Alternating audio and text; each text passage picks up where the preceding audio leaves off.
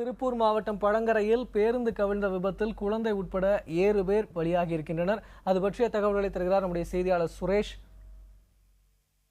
நான் இப்பொழுது இருக்கக்கூடிய பகுதி திருப்பூர் மாவட்டம் அவினாசி அருகே உள்ள பழங்கரை என்ற பகுதியில் தான் இருக்கிறோம். எனக்கு பின்னால் இருக்கக்கூடிய இந்த பேருந்தில் தான் இன்று ஒரு கோர விபத்து இன்று ஏற்பட்டுள்ளது.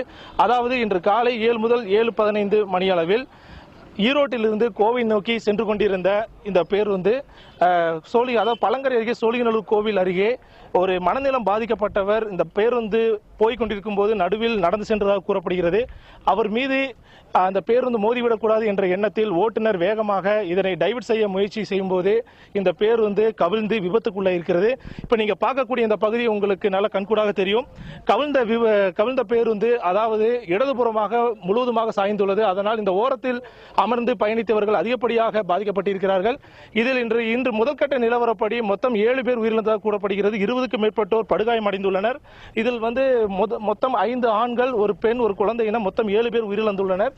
மேலும் இது பயணம் செய்த 20க்கும் மேற்பட்டோர் படுகாயம் அடைஞ்சிருக்காங்க. இவங்களை முதல் கட்டமாக ஓரளவுக்கு காயம்பட்டவங்களை அருகில் இருக்கக்கூடிய அவினாசி அரசு மருத்துவமனைக்கும், மீதமுள்ளவர்களை திருப்பூருக்கும், அதிகப்படியான காயம் கொண்டவர்களை கோவை அரசு மருத்துவமனைக்கும் வேகமாக மீட்புத்துறையினர் எடுத்து சென்றுள்ளனர். மேலும் சம்பவ இடத்தில் காவல்துறை விசாரணை மேற்கொண்டு வருகின்றனர். சற்று முன்பு வரை மாவட்ட ஆட்சியர் நேரில் வந்து இந்த இடத்தை பார்த்து சென்றுள்ளார். நீங்கள் கண்கூடாக பார்க்கலாம். இது பயணி ஒருவர் யாரோ எடுத்து சென்ற முட்டைகள் முதற்கொண்டு எந்த அளவுக்கு நசிந்துள்ளது என்பதை நீங்களே கண்கூடாக காணலாம். இந்த பேருந்து தான் இன்று இந்த இடத்தில் மிகப்பெரிய சோகத்தை இன்று ஏற்படுத்த காரணமாக அமைந்துள்ளது. இதில் பயணித்தவர்கள் பெரும்பாலானோர் தற்பொழுது மருத்துவமனையில் வந்து சிகிச்சை பெற்று வருகின்றனர். இது ஓட்டுநரும் முதற்கொண்டு அனைவரும் படுகாயமடைந்துள்ளதால் அவர்களுக்கு சிகிச்சை அளிக்கப்பட்டு வருகிறது. தற்பொழுது ஓட்டுநரிடமும் இந்த பேருந்தில் பயணித்த மீதமுள்ள பயணிகளிடமும் காவல்துறையினர் தீவிர விசாரணை மேற்கொண்டு வருகின்றனர்.